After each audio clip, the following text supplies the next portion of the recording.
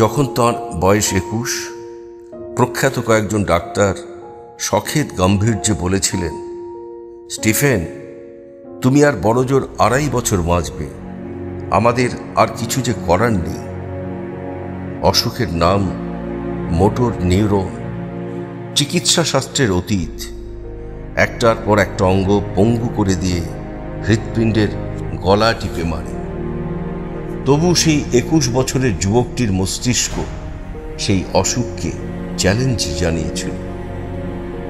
তুমি আমার শরীরকে হারাতে পারলেও আমাকে জয় করতে পারবে না। দেখো, আমি বাঁচব, বাঁচার সমস্ত সম্ভোগ নিয়ে বাঁচব। একদিকে নষ্ট হতে লাগলো শরীর, অন্যদিকে তীক্ষ্ণতর হতে লাগলো মেধা। আজ স্টিফেন হকিংয়ের বয়স 50 বছর। এই শতাব্দীর দ্বিতীয় আইনস্টাইন, অপ্রতিদ্বন্দ্বী পদার্থবিদ, মহাবিশ্বতত্ত্বকে ধরেছেন গণিতে। চলৎশক্তি নেই, তবু তিনি জানেন এই পৃথিবীর সৃষ্টি রহস্য এবং ধ্বংস নিয়তি। যাকে বাঁধা যায় না, সেই সময়কেও বেঁধেছেন ইতিহাসে।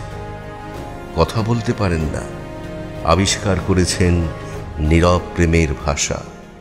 তাঁর পাশে এসে দাঁড়িয়েছে নারী, তিনি দিয়েছেন অনুভবের মাধুর্য। 3টি সন্তানের অলৌকিক পিতা হতে গিয়ে প্রত্যেকবার বলেছেন, অশোক, তোমাকে ধন্যবাদ, তুমি আমার জেদ সীমাহীন করেছ। কবিদের পক্ষ থেকে এই বিজ্ঞানীকে জানাই সহমর্মিতা।